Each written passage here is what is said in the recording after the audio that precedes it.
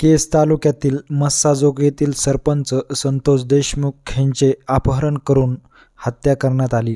ह्या घटनेने बीड जिल्ह्यामध्ये आता हळहळ व्यक्त केली जात असून त्यांच्या कुटुंबाला सांत्वनपर भेट देण्यासाठी खासदार रजनीताई पाटील यांनी देशमुख यांच्या कुटुंबाला भेट देऊन त्यांना धीर देण्याचं काम केलं आहे। ह्याचबरोबर SIT स्थापन करून फास्ट ट्रॅक कोर्टामध्ये हा केस चालवून आरोपींना तात्काळ अटक करण्यात यावी व देशमुख कुटुंबियांना न्याय देण्यात यावा अशी मागणी देखील यावेळी पाटील यांनी केली।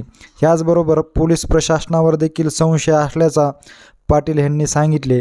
तर देशमुख यांच्या कुटुंबांना भेटण्यासाठी शिवसेनेचे जिल्हा प्रमुख सचिन मुळक तसंच स्वप्नील गलदर देखील यावेळी या ठिकाणी आले होते। त्यांनी देखील आरोपींना तात्काळ अटक करून देशमुख यांच्या कुटुंबाला न्याय देण्यात यावा अशी मागणी केली आहे। ह्याचबरोबर बीड जिल्ह्यातील पोलीस प्रशासनावर त्यांनी देखील संशय व्यक्त केला आहे, कारण अशा प्रकारच्या घटना घडत असताना देखील पोलीस प्रशासन ॲक्शन मोडमध्ये येताना पाहण्यास मिळत नसल्यामुळे बीड जिल्ह्याचे दुर्दैवच म्हणावे लागणार आहे। बीड जिल्हा हा बिहार होत चालल्याचं देखील ह्यावेळी त्यांनी बोलताना सांगितलं आहे। त्यामुळे पोलीस प्रशासनावर देखील संशय येत